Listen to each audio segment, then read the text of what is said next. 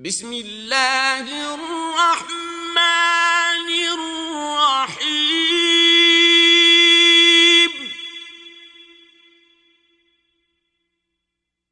ارأیت الذی یکذب بالدین۔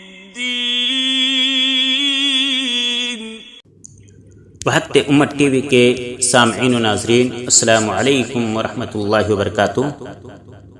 آج میں آپ کے سامنے اٹلی کے ایک مشہور مافیا ڈان کا قبول اسلام کا واقعہ بیان کرنے جا رہا ہوں۔ فینس اٹلی کے مشہور مافیا ڈان تھے۔ ان کی شہرت اور خوف یورپ کے کئی ملکوں تک پھیلا ہوا تھا۔ یہ 6 بار پولیس مقابلے میں بچ نکلے۔ ان کا بیٹا ایک مقابلے میں پولیس کے ہاتھوں مارا گیا۔ ان کا نام دہشت اور خوف کی علامت سمجھا جاتا تھا۔ منشیات کی اسمگلنگ کے علاوہ گنڈا ٹیکس ان کا دھندا تھا۔ بڑے بڑے بزنس مین ان کے نام سے سہم جاتے تھے۔ کہتے ہیں جرم کی دنیا میں جانے کے بہت راستے ہیں، نکلنے کا کوئی راستہ نہیں ہے، لیکن فینس نے ایک خوبصورت راستے کو پا کر اس کا انتخاب کر لیا۔ انہیں منشیات کی اسمگلنگ کے دوران کہیں سے قرآن مجید کا مترجم نسخہ ملا، جو اسے پڑھ کر مسلمان ہوئے۔ فینس کے ساتھ اس کے گروہ کے کئی لوگ مسلمان ہوئے اور جرم کی دنیا کو چھوڑ دیا، لیکن فینس کی بیوی بہت دیر بعد فینس کا حسن سلوک دیکھ کر اسے متاثر ہو کر مسلمان ہوئی۔